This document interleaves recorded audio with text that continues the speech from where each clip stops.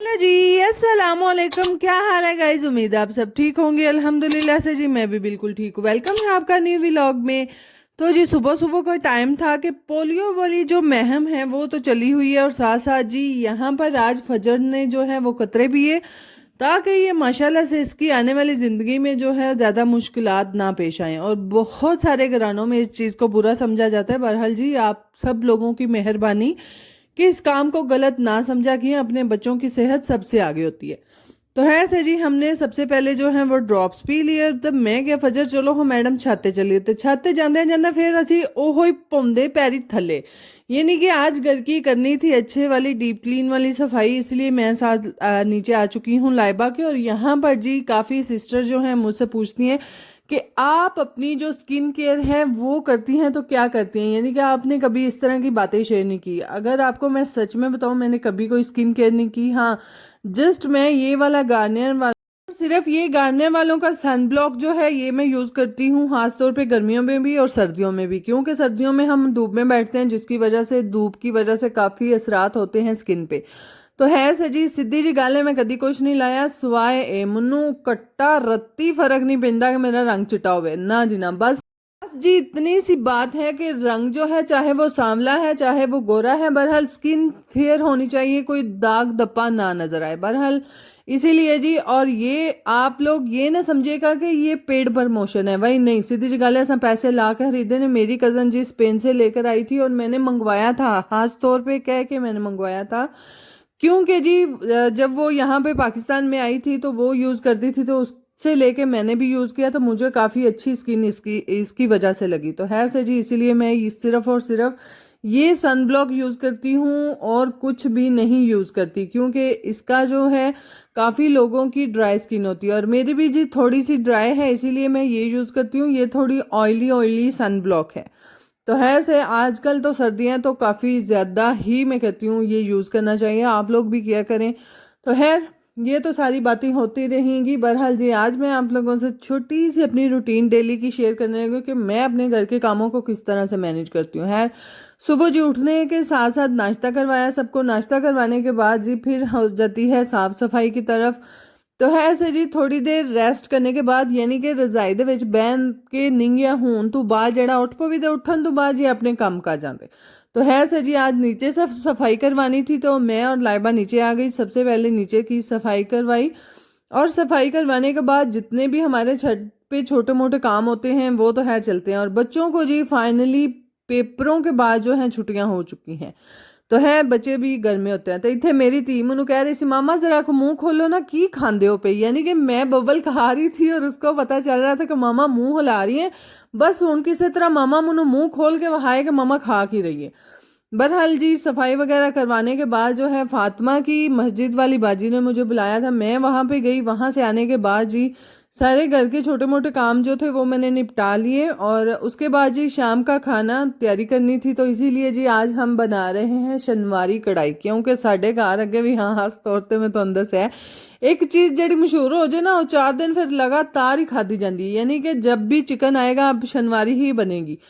तो है जी इसीलिए जी आज फिर जो है वो हमारे घर में चिकन कढ़ाई शनवारी बन रही है, तो जो कि आज मेरे हत्था दिखा दी जानी सी, यानी कि अब्दुल्ला कह रहा था कि आज मैं नहीं बना रहा तो आप बना लें। तो खैर से जी मैंने चिकन जो था उसको अच्छे से वॉश करने के बाद जी गरम तेल के अंदर इसको डालना होता है। और हम तो आम यूज़ पे सरसों का तेल यूज़ कर रहे हैं हंडिया में, तो इसीलिए जी कढ़ाई में सरसों का तेल जो है वो मैंने नहीं डाला था। मैंने कहा शायद सरसों की थोड़ी थोड़ी रॉ स्मैल होती है वो खत्म ना हो, तो फिर ये ना हो कढ़ाई दा ਉਹ ਸਵਾਦ ਹੀ ਜਾਂਦਾ ਰਹੇ। ਫਿਰ ਇਹ ਨਾ ਹੋ ਜਾਏ कि ਇਹ ਭੈਣ ਜੀ ना मज़े ਦੀ बनाने ਦੀ बजाय एक किवें दी बना छड़िए। तो जी इसीलिए मैंने जो है यहाँ पर घी का इस्तेमाल किया और उसके अंदर जी गरम गरम घी के अंदर सिर्फ और सिर्फ आपने मुर्गी को डाल देना और थोड़ा सा नमक डालने के बाद थोड़ा सा फ्राई करना है। जब वो अपनी पिंकिश पिंकिश सी वो अपना साइड दिखाए तो आपने उसके अंदर ढेर सारे टमाटर डाल देने हैं। अगर आपके पास 1 kg चिकन है तो आपने उसमें 1 kg ही टमाटर डालने हैं।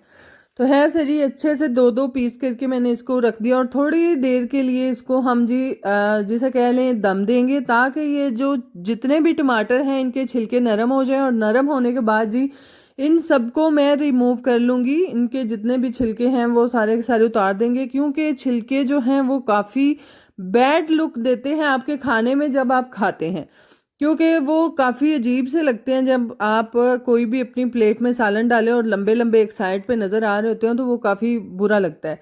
तो इसीलिए जी आपको भी चाहिए जब भी आप खाना बनाते हैं इनको रिमूव कर लिया करें। और मेरी तो शुरू से आदत है कि मैं जब भी खाना बनाती हूँ तो मैं जी 2 अदद टमाटर के पीस करने के बाद जो है डालती हूँ, ताकि ये इनके अच्छे से छिलके मैं रिमूव कर सकूँ। तो है सर जी, ये भी काफ़ी टाइम वाला काम होता है। आराम आराम से सारे के सारे जितने भी छिलके थे वो मैंने निकाले, और निकालने के बाद जी इसको अच्छे से मिक्स करने के बाद इसमें कोई भी एक्स्ट्रा मसाला नहीं जाएगा। जैसा कि हम आम रूटीन में हंडिया बनाते हैं जिसमें हम ज़ीरा भी डाल रहे होते हैं, पता नहीं क्या क्या सारे मसाले ही हम डाल देते हैं, वो जी इसमें नहीं जाएगा। और ये काफ़ी मज़े का भी बनता है। सिर्फ कह लो कि ये सिर्फ टमाटरां दा खर्चा है और कोई ये लम्मा चौड़ा काम को नहीं। तो खैर से अच्छे से इसकी बुनाई कर ली। और चिकन काफ़ी ज़्यादा था इसलिए मैं लोहे वाली कढ़ाई में नहीं बना रही, दूसरी वाली कढ़ाई में बना रही हूँ, ताकि इजीली आराम से इसके अंदर चमचा भी हलाया जा सके। तो जी यहाँ पर अच्छे से मैं जो है टमाटर के सारे छिलके उतारने के बाद जो है जितने भी टमाटर हैं उनको लैदा से छोटे छोटे इसी तरह से जो है वो उनको मैश कर लूँगी चमचे के साथ, ताकि इनके अंदर कोई भी मज़ीद मोटा वाला पल्प ना रह जाए जो कि बुरा लगे। तो खैर से गुलमिल तो वैसे भी उसने जाना था, और इतने में टमाटर का जो पानी छोड़ता है टमाटर अपना, और गोश्त जो अपना पानी छोड़ता है उसमें चिकन भी अच्छे से गल जाता है। तो खैर ये वाली आप टेंशन ना लीजिएगा कि लै हूँ अलहदा तो पानी पाना पैना ताई गोश्त गलना, नहीं भाई वो अपने पानी ये चिपक जाता है। तो जी इसको अच्छे से आपने इसी तरह से छोटे छोटे चमचे के साथ ही मैश कर लेना है, और अच्छे से मैश करने के बाद जी इसको फिर से आपने ढक देना है, ताकि ये अच्छे से जितना भी है अपना पानी भी एक खुश कर ले, और दूसरा जी साथ साथ ये पक भी जाए।